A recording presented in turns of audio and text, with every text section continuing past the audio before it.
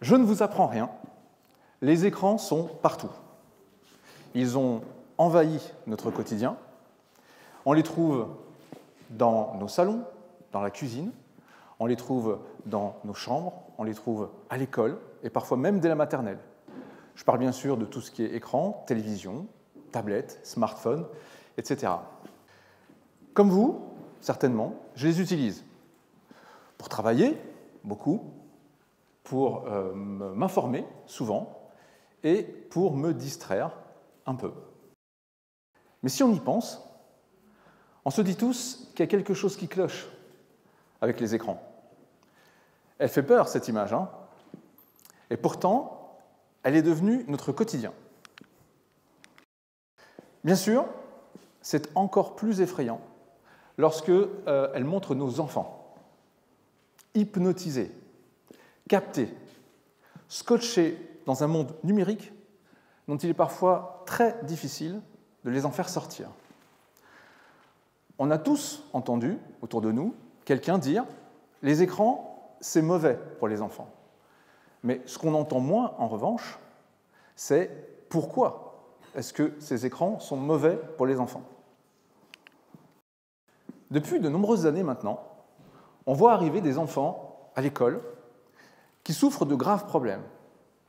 On parle de problèmes de retard de langage, des enfants qui ne savent pas correctement parler à 2 ans, ou qui font ce qu'on appelle de l'écholalie. L'écholalie, vous savez, c'est ce phénomène qui fait que les enfants répètent des phrases ou des mots sans vraiment comprendre de quoi il s'agit. Ce sont des enfants qui ont des retards de motricité globale et de motricité fine. C'est des enfants qui n'arrivent pas à tenir un stylo entre leurs mains, qui n'arrivent pas à manipuler des choses de manière très fine. C'est des enfants, enfin, qui ont des troubles du comportement, des enfants qui ne répondent pas à leur prénom ou qui, parfois, restent enfermés dans leur bulle. C'est aussi des enfants qui peuvent, de temps en temps, se montrer anormalement agressifs. Ce sont des enfants intenables, pas du tout prêts pour rentrer à l'école, et on assiste à des parents, enfin, on voit des parents qui sont complètement dépassés par un phénomène qu'ils ne comprennent pas. C'est des troubles cliniques qui, le plus souvent, sont attribués à ce qu'on appelle la sphère autistique. Ce sont donc des troubles que l'on considère comme relevant du handicap et qui nécessitent une prise en charge pour ces enfants qui vont rentrer dans un cercle un petit peu compliqué, un petit peu lourd, parfois médicamenteux. On a tous entendu parler des troubles TDAH et de cette fameuse et miraculeuse Ritaline que l'on donne aux enfants pour les calmer. Mais au fil des consultations, certains professionnels de santé se sont rendus compte ils ont trouvé quelque chose de commun à tous ces enfants. Ils ont trouvé un lien. Ces enfants étaient tous surexposés aux écrans et pas du tout, mais alors pas du tout autistes. Il se trouve que de nombreuses études, maintenant, leur donnent raison. Des centaines d'études, en réalité. Des études sérieuses, des études objectives, malheureusement encore assez peu en France. On en voit, ça commence à arriver, mais ce n'est pas encore assez fréquent. Il y a de nombreux collectifs qui se sont mobilisés pour parler de quelque chose qui devient un véritable phénomène de santé publique. Les professionnels de santé, bien sûr, les enseignants, les collectivités locales, on en a un exemple ici, les associations, les gouvernements, mais l'information ne circule pas encore assez vite. Bonjour, je m'appelle Noël Galtio. Je ne suis pas un scientifique. Je ne suis pas non plus un professionnel de santé. Mais avec la CC4V, on a décidé d'apporter notre pierre à l'édifice dans la nécessaire démarche d'information qui concerne le problème des mauvais usages des écrans. Parce que le manque d'information, c'est déjà une partie de ce problème. Dans la vie de tous les jours, je suis formateur. Mon travail, ça consiste à expliquer des choses compliquées, simplement. Et aujourd'hui, pour mieux comprendre le phénomène des écrans, je vais commencer par vous expliquer et vous parler de quelque chose qui fait partie des choses les plus complexes de l'univers, votre cerveau. Alors, je vous rassure immédiatement, je ne vais pas vous faire un cours complet sur le cerveau humain, j'en serais de toute façon bien incapable. Mais si je vais vous parler du cerveau, c'est parce que ça va nous permettre de répondre à une question. La question, c'est pourquoi ? Pourquoi est-ce que nos enfants sont accros aux écrans ? Pourquoi est-ce que nous aussi, les adultes, les ados, on est accros aux écrans ? Pourquoi est-ce que c'est dangereux? Pourquoi est-ce que cela menace nos enfants? Et pourquoi la période de la petite enfance est si menacée et si précieuse lorsqu'on parle du cerveau? Comment tout ça fonctionne? Qui en tire profit? Parce que oui, malheureusement, vous allez voir qu'il y a des gens qui tirent profit de tout ça. On va parler d'apprentissage, on va parler de plaisir, on va parler d'expérience, de récompense. Donc voilà, j'espère, un programme qui va vous plaire durant cette conférence. Le cerveau humain est très loin d'avoir livré tous ses secrets, tous ses mystères. Mais les neurosciences font des progrès extraordinaires dans la découverte du fonctionnement de notre cerveau, notamment grâce aux images, à l'imagerie numérique, et aussi, bien entendu, maintenant, avec l'immense progrès que nous a apporté les intelligences artificielles. Les chercheurs en apprennent un peu plus chaque jour. Par exemple, on sait aujourd'hui de sources sûres que nous utilisons tous 100% de notre cerveau, contrairement à la légende qui dit qu'on n'utilise que 10% de cette belle chose que nous avons dans la tête. On sait également que le cerveau n'est mature qu'à l'âge de 25 ans.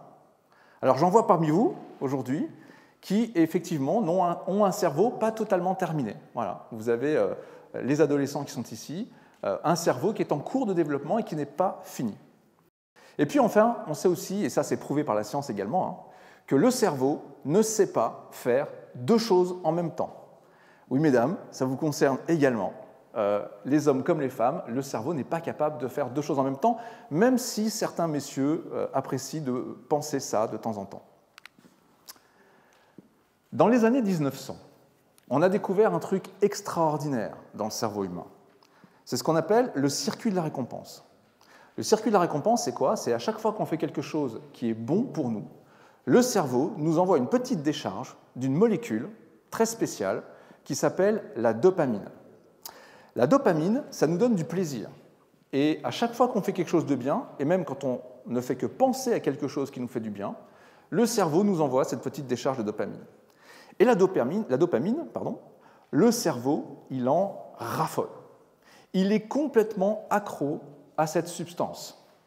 Plus on pense à quelque chose qui est agréable pour nous, plus le cerveau génère de la dopamine et plus il va nous pousser à reproduire l'action que nous venons de faire et qui nous a provoqué cette décharge de dopamine dans le cerveau.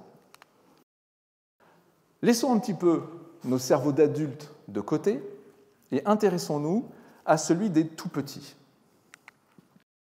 Le cerveau d'un bébé, un bébé qui vient de naître, n'est évidemment pas du tout terminé. Il est à peine fini, ça représente environ 25% de sa taille définitive. En revanche, il possède presque tous les neurones qu'il aura à l'âge adulte. Par contre, entre ces neurones, il y a encore très peu de connexions. Je ne sais pas si vous le savez, mais quand on parle de matière grise dans le cerveau, vous savez qu'il y a la matière grise qui est à la périphérie du cerveau, et puis il y a la matière blanche. Si vous avez déjà vu des images de cerveau en coupe, en réalité, la matière grise, ce sont les neurones, et la matière blanche, donc ce qui compose la plus grande partie du cerveau, ce sont tous les liens, imaginez des fils électriques, qui relient tous les neurones entre eux. Et donc un bébé, un jeune bébé, il a toute sa matière grise quasiment, mais il n'a pratiquement pas de connexion entre ces neurones de la matière grise. Durant les 6 premières années de sa vie, ce bébé va développer plusieurs centaines de connexions par seconde. C'est une période unique et absolument irremplaçable. Ce sont ces connexions, celles qui vont se passer pendant ces 6 premières années, qui vont permettre plus tard les apprentissages de l'enfant. Et ces connexions, elles se spécialisent rapidement. Les connexions qui sont les plus utilisées vont être consolidées par le cerveau, et les connexions qui sont le moins utilisées vont être délaissées par le cerveau. On appelle ça l'élagage synaptique. Une image très simple pour comprendre ça. Promenez-vous dans un champ, prenez toujours le même chemin, vous allez creuser un sillon dans ce champ. Si de temps à autre vous prenez une autre route, cette petite route-là ne restera pas marquée dans le champ. C'est exactement la même chose. Le cerveau renforce donc les connexions qui sont utilisées et efface les connexions qui ne sont pas utilisées. Et c'est là que ça commence le problème avec les écrans. Alors c'est quoi le problème? C'est super les écrans. Mon bébé, il adore ça. Je le mets devant, je mets un programme éducatif et il est super calme. Et il ne s'ennuie jamais. Peut-être que vous aussi vous pensez ça. Peut-être que vous aussi vous pensez qu'en donnant une tablette à votre enfant, vous faites quelque chose de positif pour lui. Ça, c'est une terrible erreur. Vous faites ce qu'on appelle aujourd'hui de la technoférence. Alors, la technoférence, c'est un mot valise, c'est un mot qui mélange technologie et interférence. Ça a été inventé en 2014 et ça désigne donc toutes les interruptions quotidiennes qui se produisent lorsque vous mettez un écran entre la relation entre deux humains. C'est cette technoférence qui est à l'œuvre à chaque fois qu'un parent détourne le regard de son tout-petit et le plonge dans son téléphone. Pour bien grandir, un enfant a besoin d'interactions sociales, d'interactions humaines. Ces interactions, elles doivent être riches et variées. Si on parle du langage, le langage, je ne vous l'apprends pas, c'est ce qui a fait des êtres humains ce que nous sommes aujourd'hui. Sans langage, pas d'intelligence. L'acquisition du langage, elle est uniquement possible avec des interactions humaines. Des études montrent que les écrans n'apprennent ni à parler, ni à l'acquisition du langage. Les mots prononcés par un écran, ça glisse sur un enfant comme l'eau sur les plumes d'un canard. Ça n'a aucun sens pour un tout petit. Le cerveau, il est programmé pour répondre à des stimulus humains. Un sourire échangé, un regard, des mots qui doivent correspondre à la réalité et qui doivent être associés à des actes.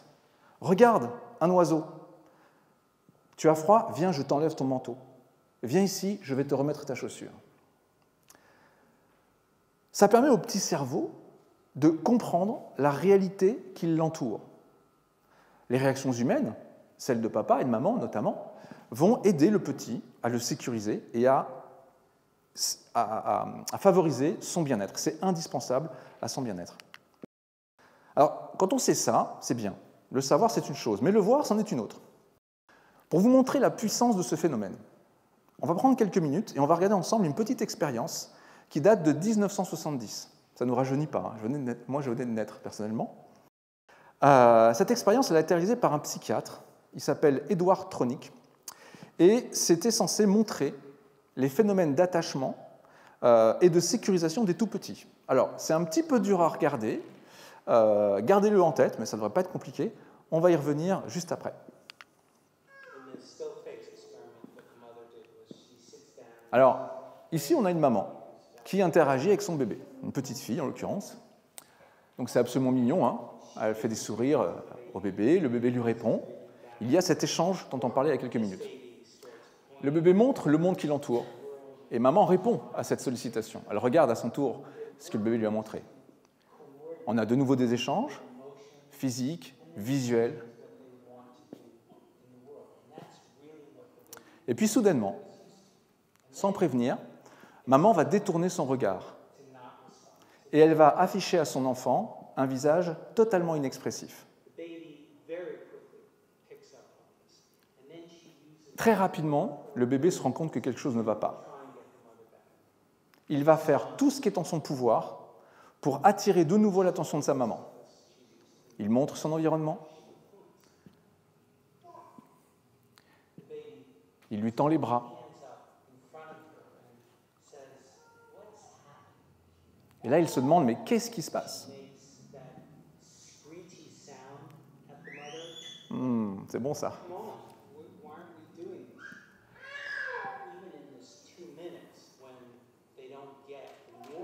En moins de 2 minutes, ce bébé va rentrer en panique, en détresse.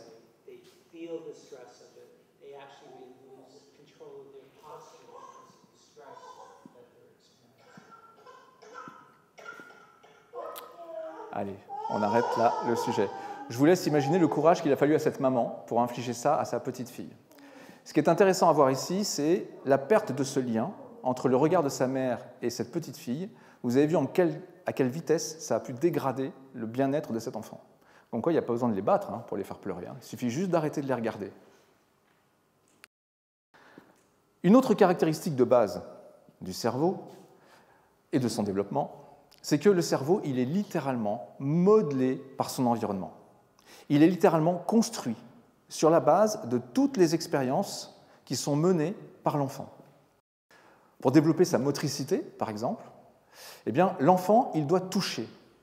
Il doit utiliser ses 5 sens dans un environnement en 3 dimensions. C'est doux, c'est dur.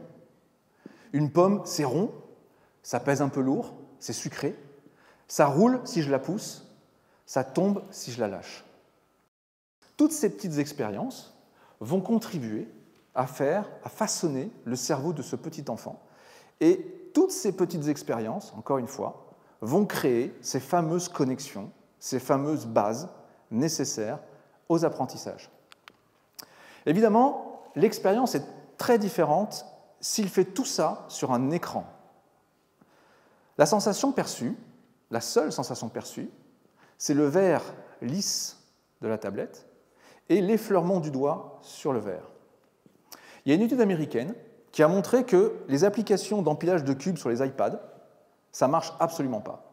À partir du moment où vous redonnez des vrais cubes au petit garçon ou la petite fille à qui on a soumis cette expérience, il est incapable de reproduire ce qu'il a fait sur l'écran, il est obligé de réapprendre à manipuler ces cubes. Évidemment, on n'est pas du tout dans le même environnement. On n'est pas sur des cubes en 3D sur l'écran, on est sur quelque chose qui n'est pas réel en réalité. C'est pareil pour ces enfants qui arrivent en maternelle et qui savent compter jusqu'à 100.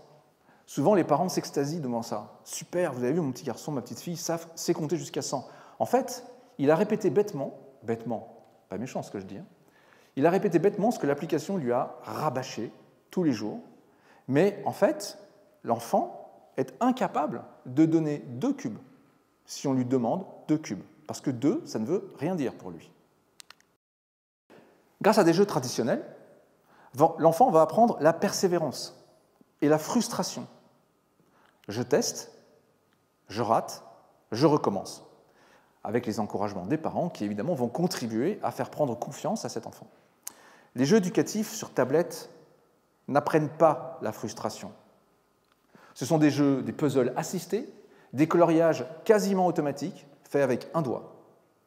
Et là, on donne au cerveau ce qu'il adore. Il adore les résultats rapides, il adore les récompenses faciles, et il adore tout ce qui demande très peu d'efforts. Alors évidemment, si ensuite vous donnez à cet enfant une feuille de papier, des crayons, et que vous lui demandez de faire un dessin, il fera un dessin moins joli, il fera un dessin moins facilement, il fera un dessin qui va générer chez lui beaucoup plus de frustration que ce qu'il a fait juste avant sur sa tablette. Enfin, votre enfant n'a absolument pas besoin d'être protégé de l'ennui. Au contraire, l'ennui, c'est quelque chose d'extrêmement prolifique. Ça permet à l'enfant de laisser travailler son imaginaire et donc de créer encore et toujours ces fameuses connexions. Le petit enfant ne s'ennuie jamais, en réalité. Il explore. C'est pour ça que vous passez votre temps à lui courir après. Mais un enfant que vous placez devant un écran, c'est un enfant qui s'éteint. Lorsque vous placez un enfant devant un écran, il est immédiatement immobilisé. Son attention tout entière est captée par l'image. Alors, c'est là où ça va devenir intéressant, mais comment ça fonctionne? Pourquoi? C'est quoi le truc? Il y a 2 types d'attention dans le cerveau. Il y a une attention qu'on va appeler primaire, archaïque, innée, celle que nous avons depuis des années, des millénaires de développement. C'est celle que l'on partage avec tous les grands mammifères. C'est cette attention qui va faire que si jamais il y a un truc qui bouge dans un coin, dans un buisson, vous allez vous écarter et tout de suite vous allez repérer le buisson parce qu'il y a peut-être un prédateur à l'intérieur. Et puis, il y a l'attention volontaire. L'attention volontaire, quelque chose qu'on va pouvoir développer grâce aux apprentissages, justement. Les écrans, ça n'est pas des jouets comme les autres. Les écrans sont des capteurs d'attention pour le tout petit. L'écran surstimule en permanence l'attention des enfants, l'attention non volontaire, cette fameuse attention primaire, celle qu'on ne contrôle pas. Et donc, captée par ces stimulus visuels et sonores, ultra rapides envoyés par l'écran, l'enfant n'a même plus besoin d'aller chercher la sensation, c'est la sensation qui vient à lui. Mais elle vient à lui pas n'importe comment, elle vient à lui dans un flot énorme, quelque chose qui le submerge totalement.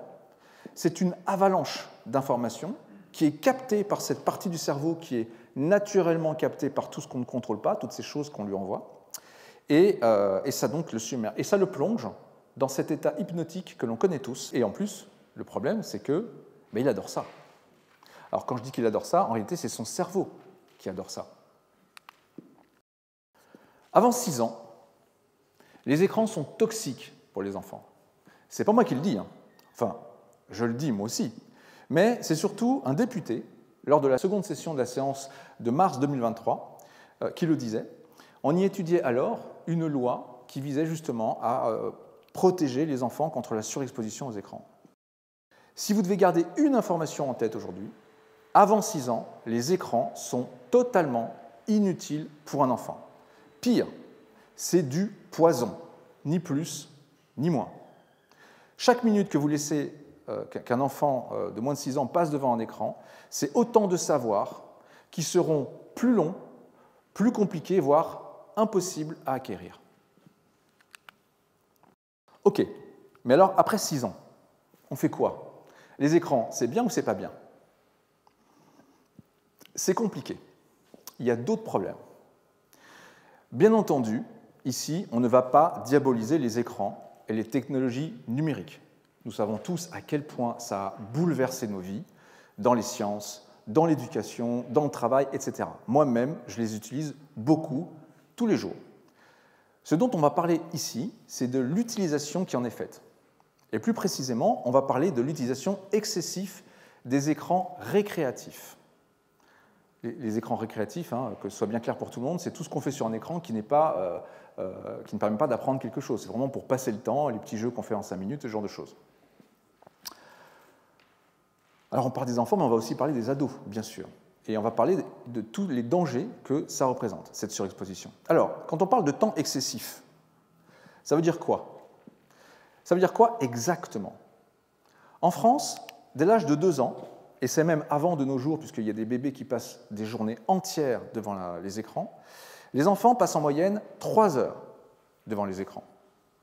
Je parle ici de tous les types d'écrans, télévision, smartphone, console de jeu, etc. Entre 8 et 12 ans, le temps passe à 4h45.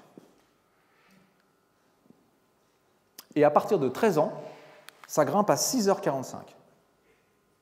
Alors ces temps sont déjà effrayants en soi, mais on va les étudier d'une autre manière, sous un autre spectre. Pour un tout petit, ça représente 1000 heures de temps passé, c'est-à-dire 1 an de maternelle.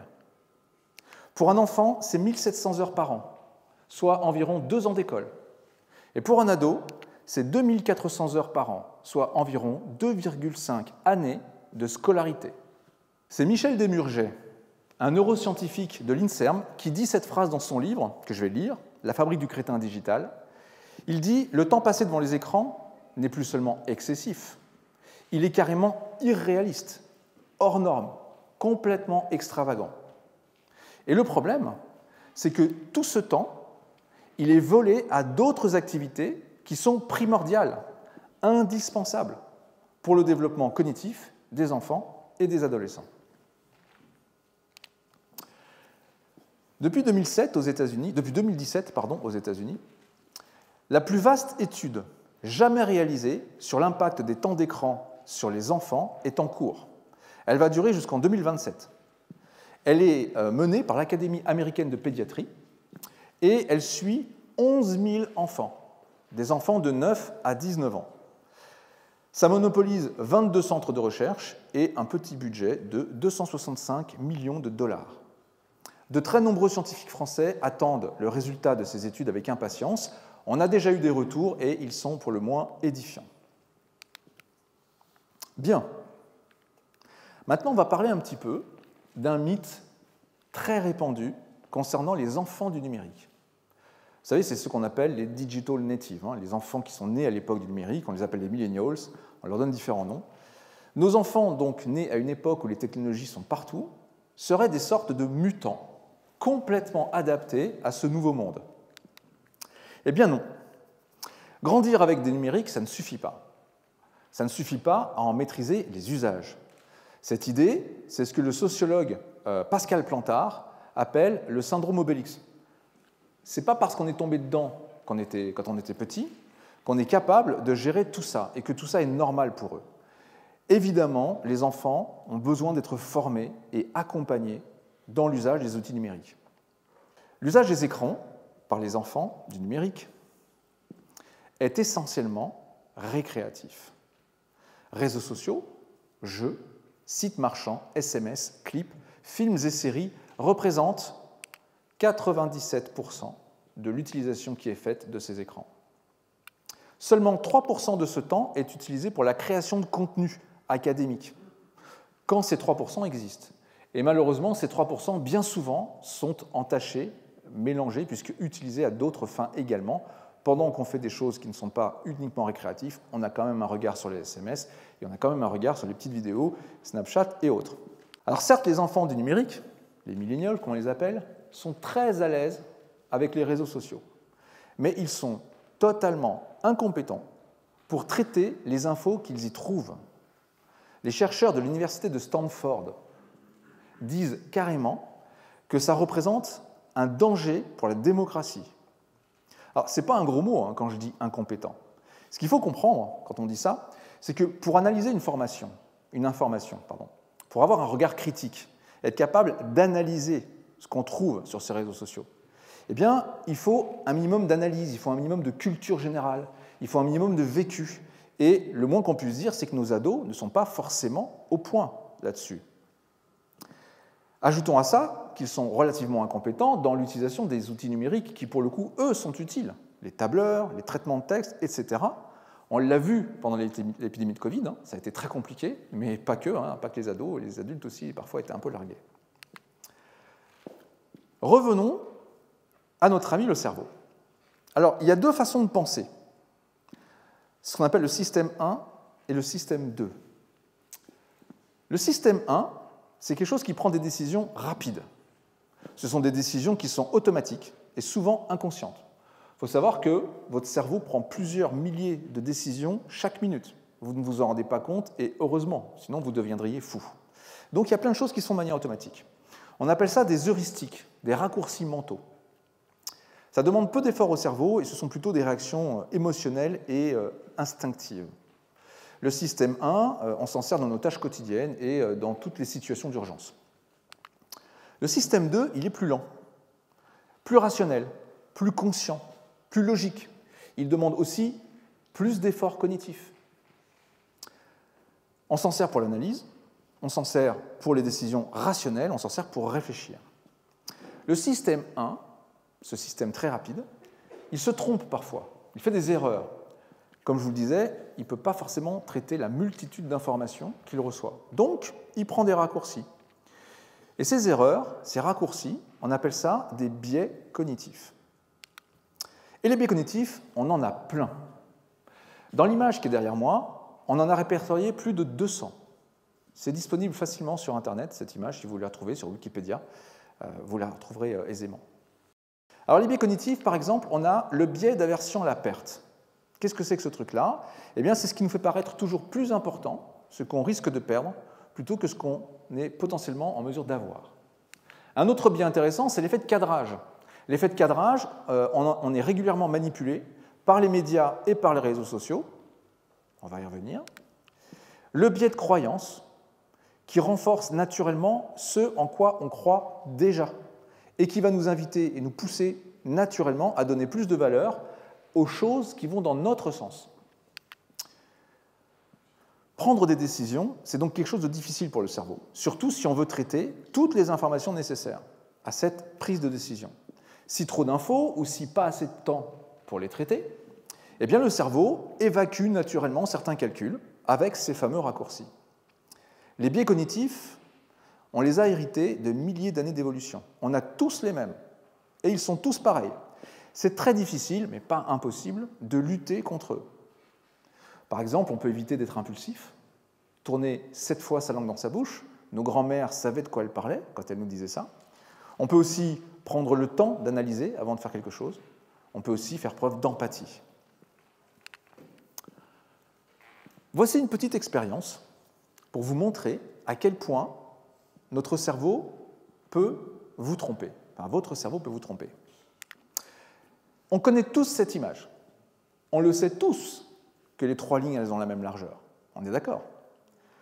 Ça, c'est le résultat du système 1. Et vous voyez sa puissance. Malgré le fait que vous sachiez tous que ces 3 lignes ont la même taille, vous continuez à les voir avec une taille différente.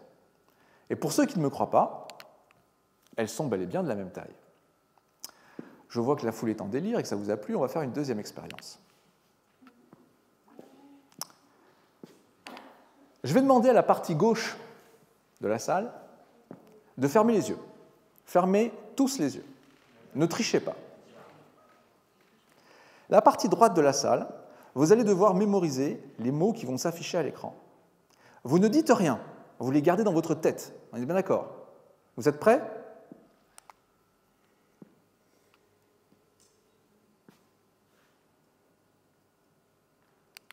OK. Maintenant, je vais demander à la partie droite de la salle de fermer les yeux, et à la partie gauche, vous allez pouvoir ouvrir les yeux, et à votre tour, vous allez devoir mémoriser les mots qui vont s'afficher à l'écran. Même chose, vous ne dites rien, vous vous contentez de mémoriser les mots dans votre tête. C'est parti.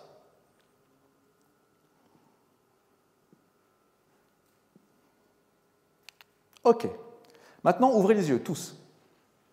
Quand je vais vous le dire, enfin, quand le mot va apparaître à l'écran, je vais vous demander tous ensemble de prononcer le mot qui va apparaître à l'écran. Vous êtes prêts? Ah, manifestement, vous n'êtes pas d'accord. Je vous ai manipulé. J'ai utilisé ce qu'on appelle un biais de cadrage. Je vous ai fait penser exactement ce que je voulais que vous pensiez. Cet exemple est simple, mais on peut le décliner de différentes manières. La partie droite de la salle a vu des mots qui étaient dans le contexte de la couture, donc fil, bobine, aiguille, etc. Alors que la partie gauche de la salle a vu des mots qui relevaient du contexte de la famille, papa, maman, grand-père, etc. Et donc, vous n'avez pas pensé aux mêmes mots à la fin. Voilà comment on peut orienter une pensée. Donc, notre cerveau, il n'est pas infaillible. Il est addict au plaisir et il fait beaucoup d'erreurs. Et dans notre monde hyper connecté, il y en a qui ont très très bien compris comment exploiter tout ça. Ce sont les réseaux sociaux.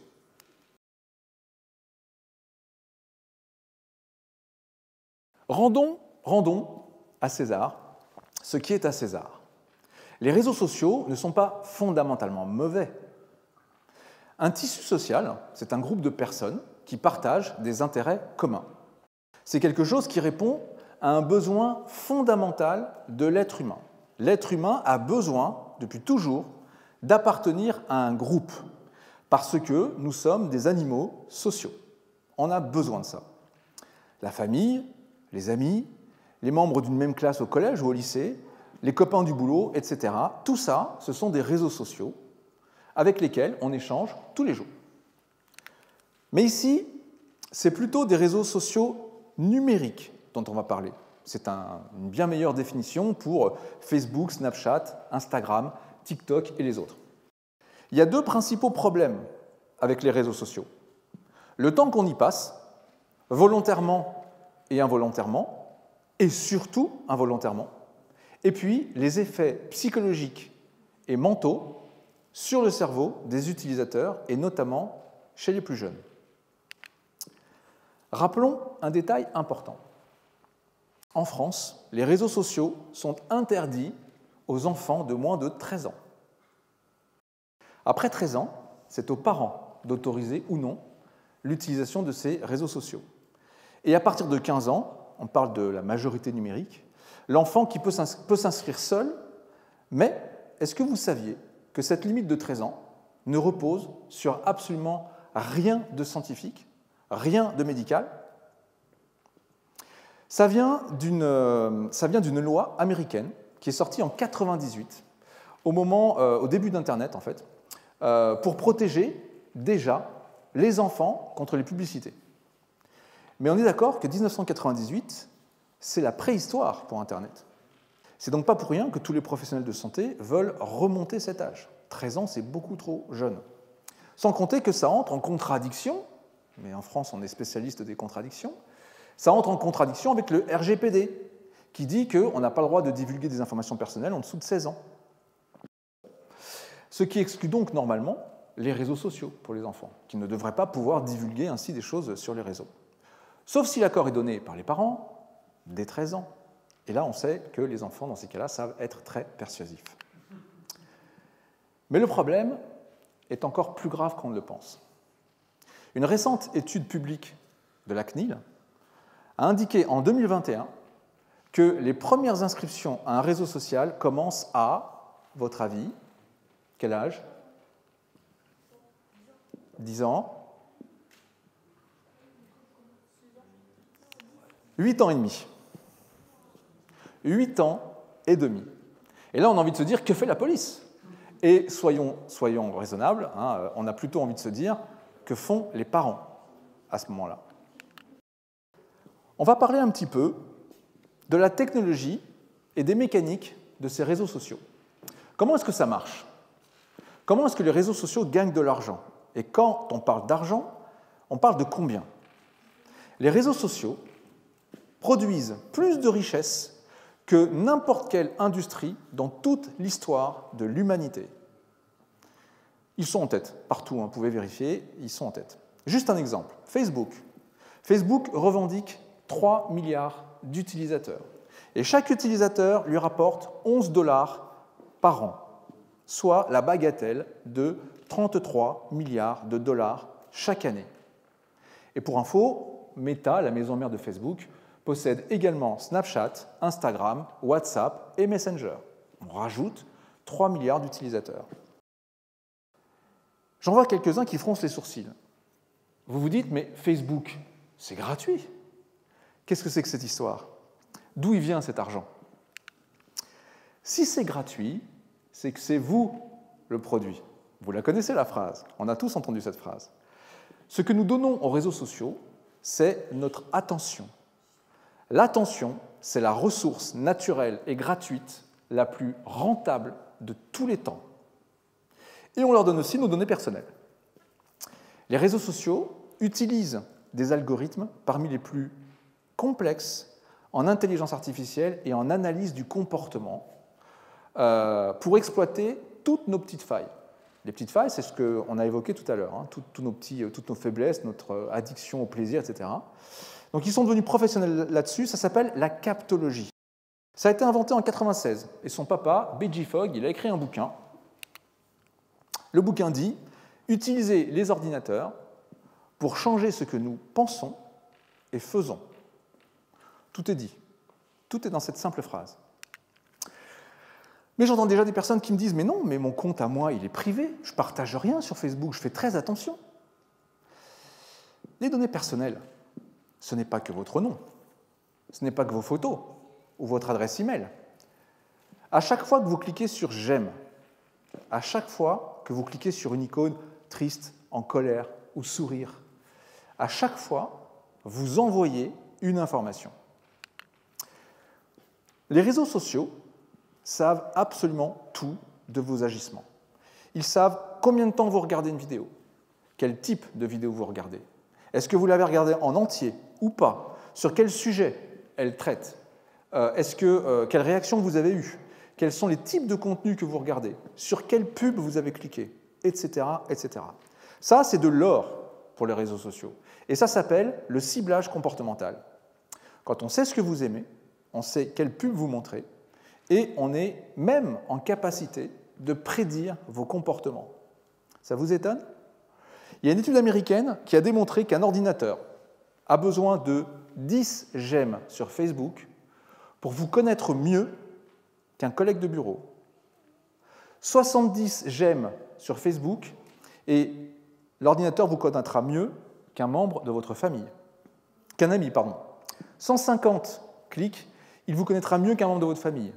Et 200 clics, il vous connaîtra mieux que votre conjoint. Et c'est là que ça se gâte. Parce que les réseaux sociaux, ils vont tout faire pour vous garder le plus longtemps possible scotché à votre écran. Puisque chaque seconde que vous passez sur cet écran, eh bien, ça correspond à des dollars chez les géants du web. Et pour ça, ils n'hésitent pas à vous envoyer des informations fausses. On l'a vu, par exemple, pendant la période du Covid, quand on parlait des vaccins. Les pro-Covid, ils recevaient plein d'informations qui étaient pour le vaccin. Le vaccin, c'est bien, il faut se vacciner. Et puis les anti-Covid, ils recevaient plein d'informations contre le vaccin. peu importe que l'information que vous receviez soit vraie ou fausse. L'objectif, c'est que vous restiez collé sur votre écran. Et donc pour ça, on vous donne ce que vous avez envie de lire, tout simplement. Réseaux sociaux tous accros, il ne faut pas vous en vouloir, hein. On est tous manipulés. S'il y a bien un truc que vous pouvez dire aux gamins, c'est ça. Vous êtes manipulés. Il faut vraiment leur faire prendre conscience qu'ils ne sont que des jouets entre les mains de ces gens qui produisent les réseaux sociaux. On va y revenir un tout petit peu plus tard.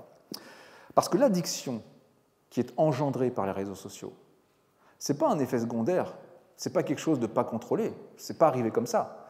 Ça a été pensé, conçu, consciemment, pour faire partie du produit. Alors comment est-ce qu'ils s'y prennent pour nous coller comme ça derrière nos écrans? Eh bien avec des techniques qui sont à la fois anciennes et à la fois récentes. Prenez le pull to refresh. Vous savez, quand vous allez sur le bas de votre écran, vous cliquez, ça vous remet des nouveaux contenus. Cette petite action que vous faites sur vos écrans, eh bien, c'est la même action qu'on utilise depuis des siècles dans les machines à sous. Les machines à sous, on tire sur le levier. Et là, il y a un truc très important qui se met en place, c'est ce qu'on appelle la récompense aléatoire. Vous ne savez jamais ce qui va arriver quand vous tirez le levier. Vous ne savez pas si vous allez gagner le gros lot, mais par contre, vous avez très envie de gagner ce gros lot, et vous avez très envie de gagner la récompense qui peut-être va arriver. Et donc, cette récompense aléatoire, c'est quelque chose qui est extrêmement addictif pour le cerveau, et ça va vous pousser à reproduire encore et toujours cette gestuelle. Les applications sur les téléphones, ça regorge de fonctionnalités développées dans un seul but: nous offrir notre dose régulière de dopamine et nous retenir captifs derrière l'écran. Les notifications qui surgissent partout et tout le temps et qui vous sollicitent en permanence, elles sollicitent notre intention involontaire. On entend le petit bip, boum, on est tout de suite attiré par le téléphone. Comme l'enfant hypnotisé dont je parlais tout à l'heure au début de la conférence, c'est exactement la même chose. Les vidéos en autoplay qui se lancent sans que vous ayez besoin de la demander. Ça, c'est un comportement qui exploite un biais très connu aussi dans le cerveau, c'est le choix par défaut. C'est-à-dire que c'est beaucoup plus facile pour le cerveau d'accepter le choix qui lui est proposé. Vous arrivez à la fin d'une vidéo, hop, on vous en propose une autre. Ben, c'est facile, il n'y a pas d'effort de recherche, on se laisse porter en fait. Et ça, encore une fois, le cerveau, il adore. Et là, évidemment, les champions du monde, c'est TikTok, Instagram, etc. Les likes, les j'aime, les flammes, les cœurs qu'on reçoit sur les réseaux sociaux, c'est une décharge de dopamine à chaque coup. Dans le cerveau, ça flatte notre ego en nous donnant le sentiment d'être écouté, d'être approuvé. Et ça fait donc appel au biais de la récompense. Le cerveau adore recevoir des récompenses. Et donc, quand vous avez quelqu'un qui vous dit sur Internet « j'ai adoré ton message », boum, petite dose de récompense, petite dose de dopamine, vous adorez ça, vous recommencez. Un peu plus discret, mais tout aussi pervers et efficace, les mentions lues dans les réseaux sociaux, les trois petits points, et les trois petits points qui apparaissent quand il y a une réponse qui est en cours de rédaction. Alors ça paraît idiot comme ça, on dit oh, c'est pratique, c'est pas du tout pratique, ça a été conçu, encore une fois, pour vous garder scotché. Pourquoi? Eh bien parce qu'on joue ici sur le biais de la pression sociale. Le message envoyé, on l'envoie, et on attend de voir ce qui va se passer. Le message est lu, dopamine, on est content. Il a lu mon message, il s'intéresse à moi, il m'aime. Et de l'autre côté, on a peur de laisser un message trop longtemps sans réponse. Parce qu'un message auquel on ne répond pas tout de suite, c'est mal vu d'un point de vue social. Et donc on répond très vite. On appelle ça le stress d'instantanéité. Et là, vous l'avez compris, le piège se referme, la boucle est bouclée, vous ne décollez plus de votre écran. Ça provoque même des nouvelles pathologies. Est-ce que vous connaissez la nomophobie? La nomophobie, ça se dit nomobilphobia en anglais, c'est la peur de se retrouver soudainement sans son téléphone. Notre téléphone qui est devenu une extension de nous-mêmes, ça génère de l'anxiété et des troubles du comportement. Vous pouvez le constater très facilement, il vous suffit de retirer son téléphone à votre ado. Et la FOMO, la Fear of Missing Out, ça c'est la peur de rater quelque chose. En bon français, la peur de rater quelque chose, ça veut dire que ça pousse les utilisateurs à vérifier de manière frénétique et systématique leur téléphone pour s'assurer qu'ils n'ont pas raté une information importante ou pas. Il y a des utilisateurs qui peuvent parfois consulter leur téléphone plus de 200 fois par jour. Le résultat le plus évident à tout ça, c'est l'addiction possible à ces réseaux sociaux et surtout la perte de temps qui est associée. Beaucoup d'ados passent tout leur temps dessus, au détriment de toutes les autres activités. Mais les réseaux sociaux, ce ne sont pas que des cœurs. Ce ne sont pas que des likes, ce ne sont pas que des échanges sereins entre amis. Ça expose aussi nos enfants et nos ados à de nombreux dangers. Certains voient leurs relations sociales altérées, préférant les réseaux sociaux aux vraies rencontres et aux vrais échanges. Un truc qui va vous étonner, il y a des statistiques dramatiques en ce moment qui circulent sur la baisse de la sexualité entre adolescents. Voilà, ils sont derrière leurs écrans, ils préfèrent rester derrière leurs écrans plutôt que d'aller vers des vrais gens et de vivre des choses réelles. C'est tellement plus facile de trouver des dizaines d'amis, des centaines d'amis sur les réseaux sociaux plutôt que de faire la démarche d'aller s'en fabriquer et d'aller en trouver d'autres de manière réelle. Ils ont besoin d'appartenir à un groupe qui les comprend.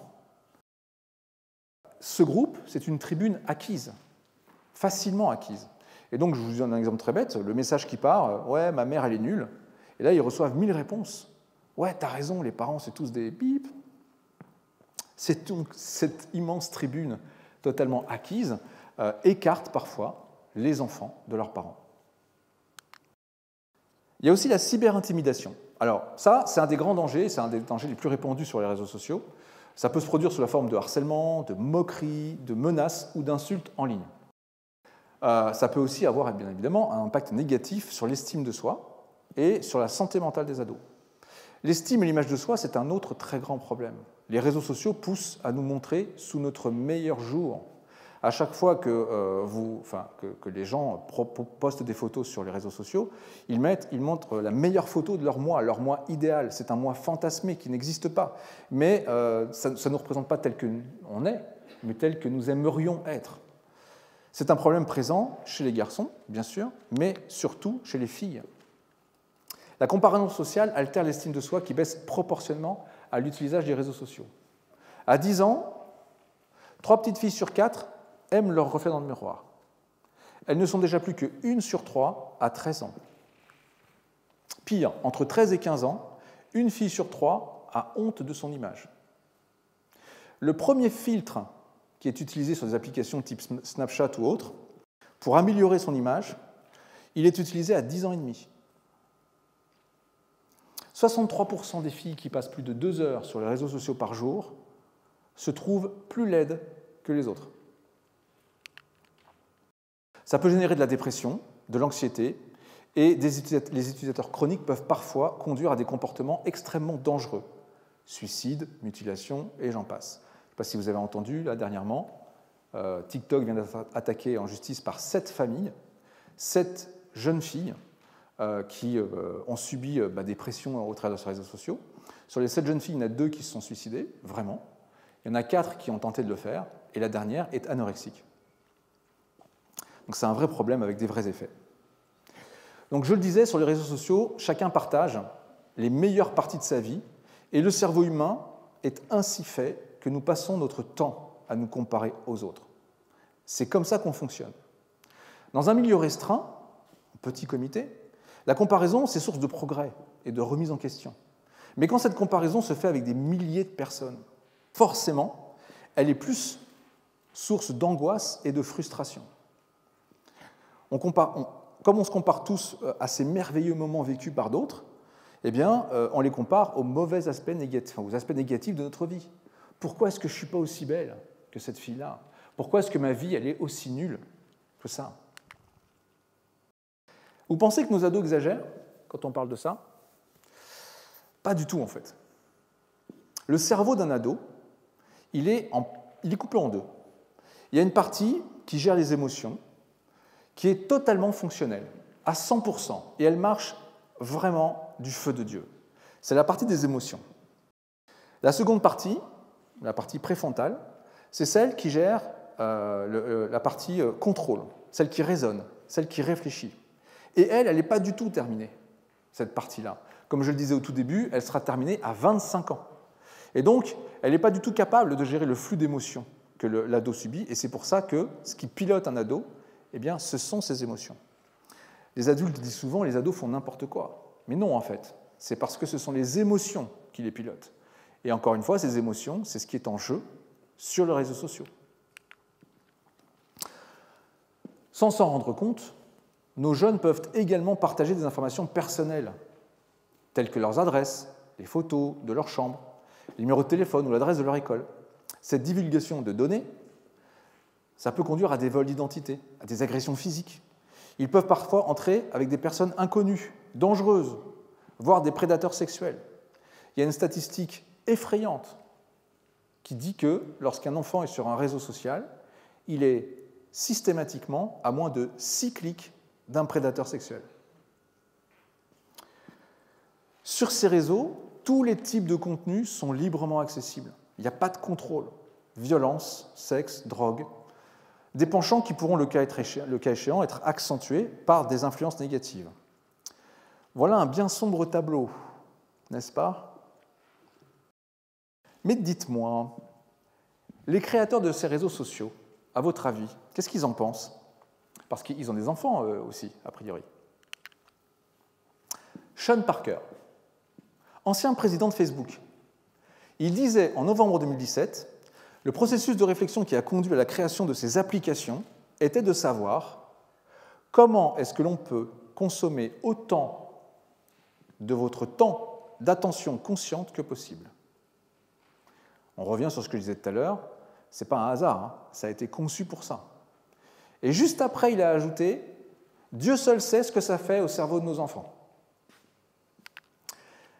Je vais lire son nom parce que j'ai toujours du mal. Chamath Palihapitiya, vice-président chargé de la croissance de l'audience, toujours chez Facebook, déclarait en 2017 lors d'une conférence à Stanford « Je peux contrôler ce que font mes enfants et ils ne sont pas autorisés à utiliser cette merde. » Il parle de son entreprise. Hein. Bill Gates, fondateur de Microsoft, n'a pas donné de téléphone à ses enfants avant l'âge de 15 ans. Steve Jobs, Dieu sait que j'aime cet homme, interdisait l'iPad à ses enfants. Ils ne sont pas autorisés à posséder un appareil qu'il a lui-même conçu. Il disait « Nous limitons la quantité de technologie que nos enfants utilisent à la maison. »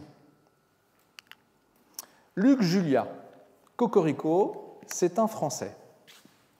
Vous le connaissez. Luc Julia, pour ceux qui ont un iPhone ici, c'est le papa de Siri.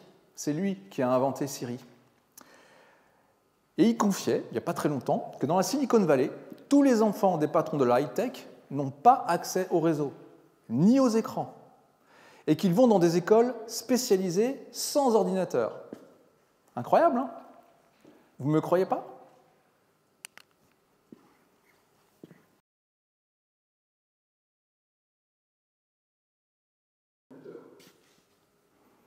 Incroyable. Renseignez-vous sur les écoles Waldorf.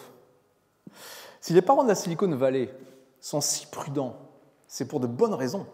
Ce n'est pas pour rien que les cadres et les ingénieurs de la Silicon Valley envoient leurs enfants dans des écoles Waldorf, donc, sans technologie.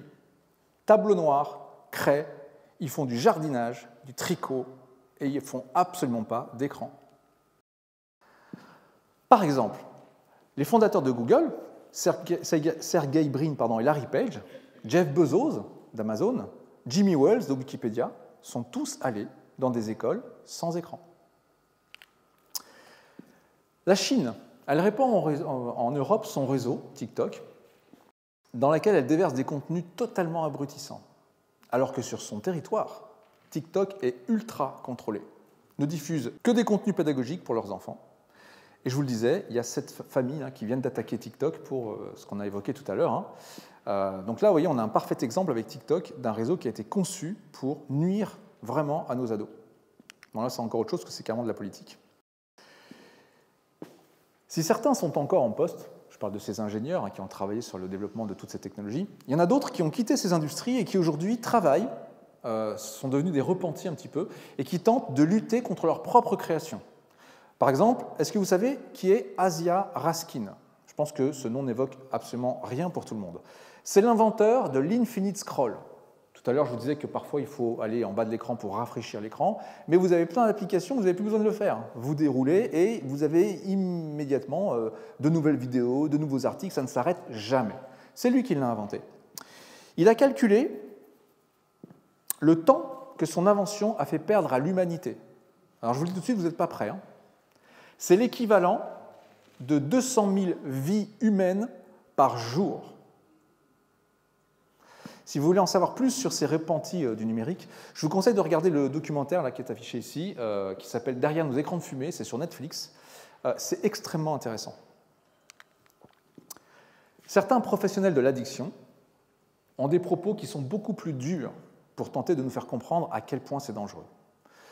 Mandy Saligari, une célèbre addictologue britannique, a dit « Quand vous donnez à votre enfant une tablette ou un smartphone, en réalité, c'est comme si vous lui donniez une bouteille de vin ou 1 gramme de coke. »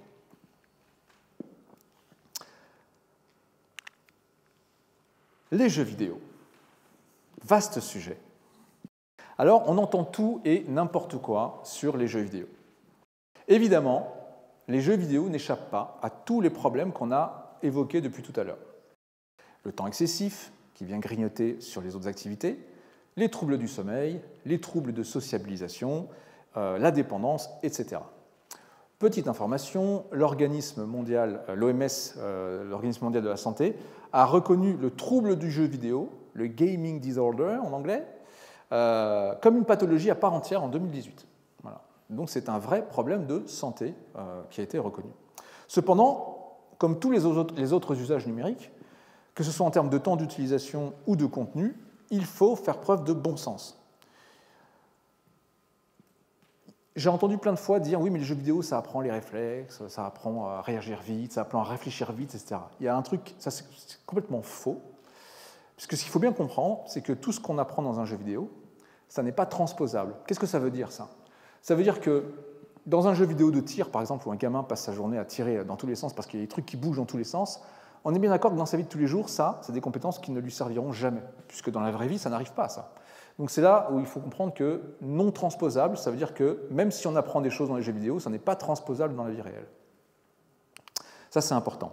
Et puis, une autre chose qui est très importante à prendre en compte quand on parle de jeux vidéo, c'est de respecter la signalétique et les âges prescrits. Ça paraît évident, mais il y a plein de parents qui laissent leurs enfants jouer à des jeux qui ne sont pas adaptés.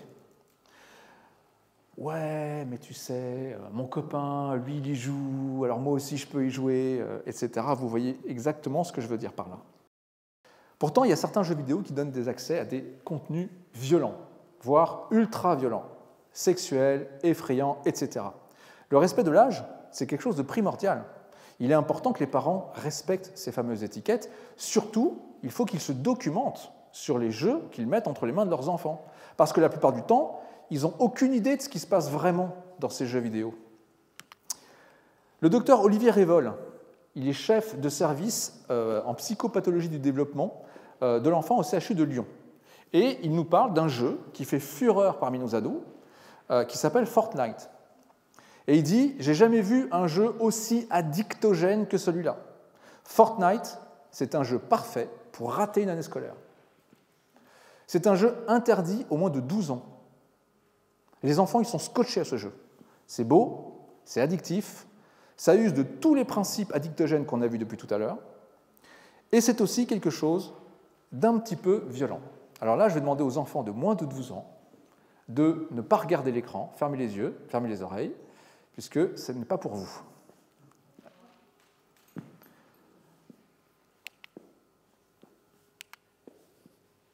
C'est joli, hein?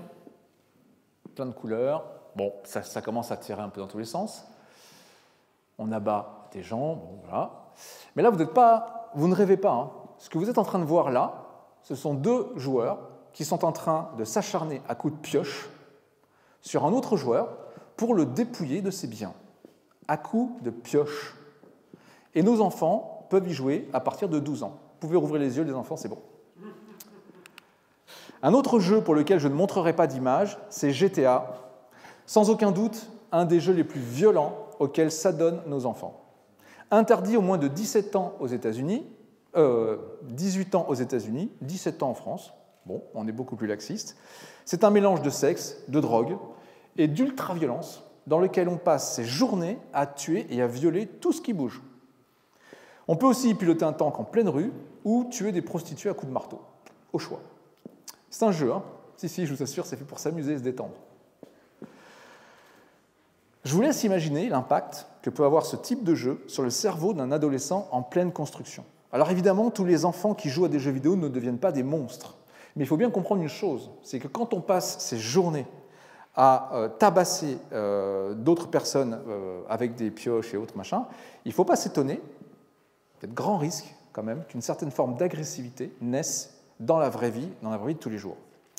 Il faut se rappeler une chose importante, les enfants, pour grandir, ils imitent. Dans un registre plus léger, il y a tous ces petits jeux qui ont envahi les smartphones, Candy Crush et autres Royal Match, etc. Il y en a des milliers de références. Ces petits jeux sont parfaits pour exploiter tous nos biais, toutes nos faiblesses et pour nous rendre accros. Ils sont gratuits, ils nous poussent à enchaîner les niveaux en nous donnant des récompenses, en nous donnant des bonus illimités, en adaptant le jeu pour modifier la difficulté pour pas qu'on décroche trop vite, etc., etc. Et vous vous retrouvez rapidement à passer des heures dessus.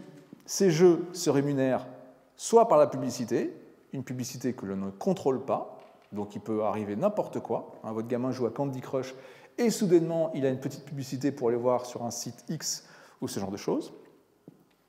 Et ils sont pilotés par des algorithmes ultra efficaces. Si vous avez déjà joué à ce genre de jeu, vous le savez, c'est difficile de décrocher. On a envie d'y jouer parce que c'est fait exprès pour nous tenir sur les écrans. Je ne vous parle pas des contenus additionnels qui sont vendus contre de l'argent véritable, cette fois-ci, des contenus additionnels qui vont vous permettre d'aller un peu plus vite dans le jeu parce qu'évidemment, on a envie de progresser plus vite et d'aller plus vite que le copain, etc. J'ai dû choisir des thèmes à développer dans cette conférence. On n'a pas assez de temps pour que je puisse vous parler de tout ce que j'aurais voulu faire. On pourra éventuellement en parler un peu plus sur le débat qui va suivre. Mais on va parler rapidement d'autres types de problèmes. Les problèmes de sommeil notamment, les problèmes d'endormissement. Vous avez tous entendu parler de la lumière bleue qui est émise par les écrans et qui perturbe la production de mélatonine, et donc qui perturbe l'endormissement. La mélatonine, je ne sais pas si vous le savez, on appelle ça aussi l'hormone du sommeil. C'est ça qui permet de s'endormir. Et puis, ça a d'autres choses dans le cerveau qui sont très importantes. Le sommeil, c'est super important. Quand on touche au sommeil, on touche à tout. On touche à la croissance, on touche à la maturation cérébrale, on touche au développement et à la préservation des capacités cognitives. Quand on dort, le cerveau consolide les apprentissages. Quand on dort, le cerveau se répare, entre guillemets. Il y a un travail qui s'effectue quand on dort. Si on grignote sur ce temps de sommeil, forcément, ce travail ne se fait pas. On sait que les écrans sont une des premières causes de déficit de sommeil chez les jeunes et aussi chez de nombreux adultes. Il y a aussi des problèmes de vue. Il y a une véritable épidémie de myopie qui se répand dans le monde entier. Normal, à force de regarder un téléphone à cette distance-là, nos yeux deviennent fatigués, deviennent feignants. Ils ne sont plus habitués à regarder au loin puisque vous passez votre temps à regarder à 30 cm. D'ailleurs, je vous donne une petite astuce, l'astuce des 3-20, quand vous travaillez sur écran, parce qu'on travaille aussi de plus en plus sur écran en tant qu'adulte. Toutes les 20 minutes, vous levez les yeux 20 secondes et vous regardez à 20 mètres. Ça va permettre à votre œil de continuer à s'habituer à regarder des choses à distance. On a encore des problèmes qui sont liés à la sédentarité. Une sédentarité qui, évidemment, va s'installer parallèlement à une addiction aux écrans. La Fondation pour la recherche cardiovasculaire de l'Institut de France parle carrément d'une bombe à retardement chez les ados dont les baisses de performance physique sont en chute libre. On a une hausse des diabètes de type 2 de 2% par an, ainsi qu'une augmentation de presque 20% des enfants qui sont en situation d'obésité. On l'a tous entendu, aux infos, ça en parle régulièrement, les gamins ne font plus de sport, ils ne vont plus dehors pour jouer, ils sont, encore une fois, scotchés à la maison. Aujourd'hui, il est vraiment important de prendre conscience des problèmes, de ce problème-là. Les écrans ne sont pas mauvais en soi. Ils sont une incroyable fenêtre ouverte sur le monde extérieur. Mais ce monde, il est aussi à visiter, il est à sentir, il est à toucher. Il faut passer au-delà de la fenêtre et consacrer plus de temps au réel et plus de temps à l'humain. Parce que si on n'y prend pas garde, ces outils font de nous des esclaves et pas des maîtres. Il faut redonner sa place à notre téléphone, à nos tablettes. C'est un outil à notre service, au service de notre imaginaire, mais un outil qui a été, ça peut être un outil pour travailler, un outil pour nous rapprocher. Alors qu'en réalité, aujourd'hui, on n'a jamais été aussi éloignés les uns des autres que depuis qu'on a tous dans cette poche un outil qui est censé nous rapprocher. Alors, c'est quoi la solution? Parce que depuis tout à l'heure, je vous dis qu'il y a des problèmes. C'est quoi la solution? Est-ce qu'il y a une solution, déjà? Alors, pour les tout-petits, c'est très simple, tout le monde est d'accord, il faut absolument bannir les écrans avant 3 ans. aucun écran avant 3 ans.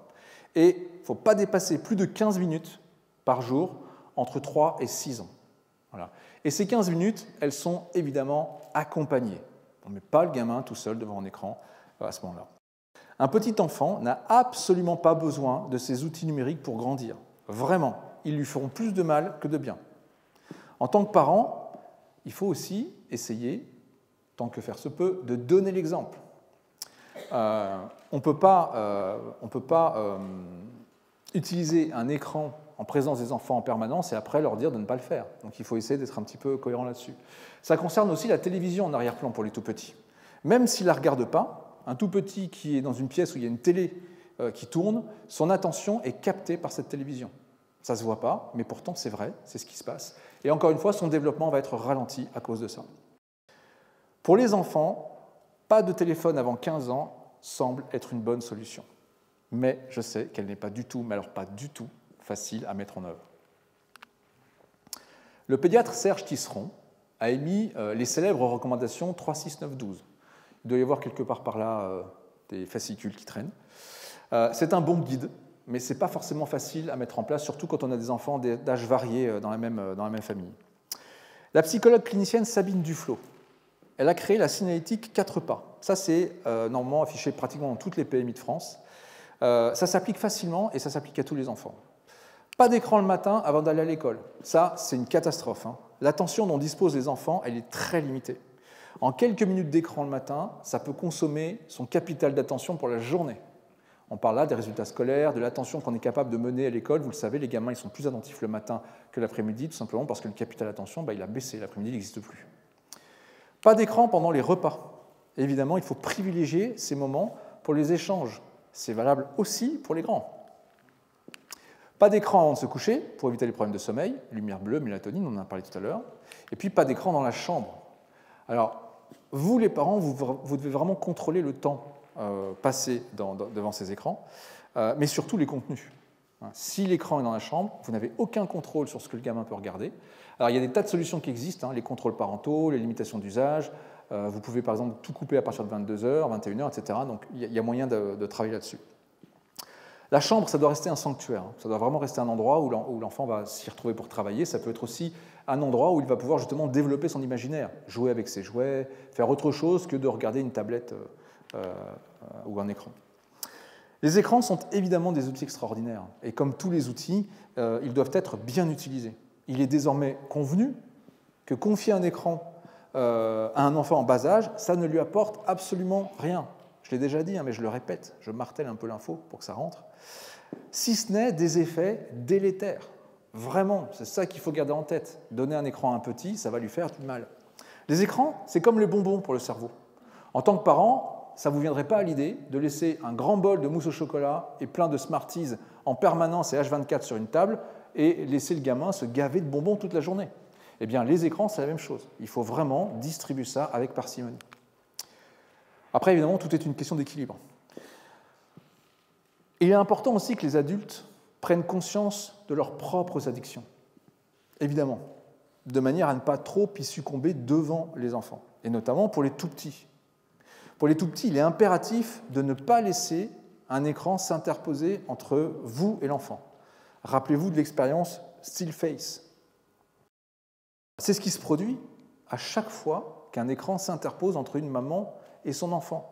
Je suis terrorisé, terrifié, à chaque fois que je me promène dans la rue et que je vois une maman qui pousse la poussette de son enfant, sa petite fille, son petit garçon, et qui regarde son écran. Qu'est-ce que voit l'enfant? Il voit un regard figé d'un adulte en train de regarder son écran, mais il ne voit pas le regard de sa mère, le regard de son père. Il n'a pas cet échange dont on parlait tout à l'heure et qui est, encore une fois, absolument primordial pour lui. On entend souvent, les enfants, ils n'écoutent pas. Les enfants imitent. Ça aussi, je l'ai déjà dit et je le répète. Il est donc très difficile de réguler chez un enfant un comportement que vous avez vous-même. Si vous-même, vous êtes soumis à un usage compulsif, ça va être compliqué. Donc, ça passe aussi par là. Si vous voulez en savoir plus sur le sujet, Nous avons mis à votre je vous donnerai tout à l'heure, j'ai à votre disposition pas mal de liens que vous pourrez récupérer vers des informations et des sources sérieuses, des études, scientifiques ou pas, sur tout ce qui explique un petit peu ce problème. Donc je vous montrerai les QR codes, vous pourrez les flasher et récupérer les données. Je voudrais également vous conseiller quelques ouvrages, vraiment que je vous conseille de lire. Vous avez La fabrique du crétin digital. On a parlé de Michel Demurger tout à l'heure, c'est les dangers des écrans pour les enfants. Donc Michel Demurger, je vous le rappelle, docteur en neurosciences à l'INSERM, c'est super intéressant à lire, ça se lit tout seul. Il y a plus de 1200 références scientifiques dans ce bouquin qui vous expliqueront et qui vous donneront des infos sur l'état de la science actuelle concernant les écrans. Toujours de Michel Demurger, il y a son dernier bouquin, pareil, j'ai adoré, je vous conseille de le lire. Ça s'appelle « Faites-les lire », tout simplement. Toujours de manière aussi documentée, et ça vous présente tous les bienfaits de la lecture, et notamment son rôle fondateur dans l'intelligence des enfants. Très, très important, et c'était évidemment une piste à suivre pour lutter contre le phénomène des écrans. Le docteur Anis Dukanda. Alors, Anis Dukanda, elle a lancé une alerte en 2017 sur YouTube. Ça a fait un carton. Cette vidéo, elle a circulé de manière virale, et c'était la première qui a détecté ce type de problème. Vous vous rappelez, en tout début de conférence, je vous ai dit qu'il y a des professionnels de santé qui avaient commencé à comprendre que finalement, ce n'était pas des autistes qu'elle recevait, mais des gamins qui étaient surexposés aux écrans. C'est à Anis Dukanda qu'on doit ça. Elle a écrit un bouquin, donc elle travaille en PMI, protection maternelle et infantile. C'est elle qui a fait ce lien dont je vous parlais. Et depuis qu'elle a fait ce bouquin et depuis qu'elle a fait cette conférence, elle est régulièrement sollicitée à travers le monde pour en parler et pour expliquer aux parents un petit peu tout ce que je viens de faire, tout ce que je viens de vous expliquer aujourd'hui. Les tout-petits face aux écrans, l'épidémie silencieuse, je vous recommande. Dans la presse récente, 2023 quand même, je vous conseille ces deux articles, je les ai à votre disposition aussi si vous le souhaitez, qui mettent l'accent sur les difficultés de nos ados dans l'usage compulsif et problématique des réseaux sociaux. Mieux vaut tard que jamais, tous ces phénomènes commencent à être sérieusement pris en compte. Le Haut Conseil de la famille et de l'enfance et de l'âge a rendu un rapport en mars 2023. Il disait, je vais lire, « De nombreuses études ont montré les effets néfastes des écrans sur la santé mentale des enfants. Si ces effets font consensus, on est tous d'accord, il ne s'agit pas tant d'incriminer les écrans que le temps passé par les enfants à utiliser ces outils numériques et le mésusage qui en est fait. » Enfin, du côté de l'État et des collectivités, ça bouge aussi. L'Académie des sciences a publié un appel à la vigilance. C'est à lire absolument. C'est une analyse claire et dépassionnée du problème. Le rapport du gouvernement sur les 1000 premiers jours explique très très bien la nécessité des interactions humaines et l'aspect délétère des écrans sur les tout-petits.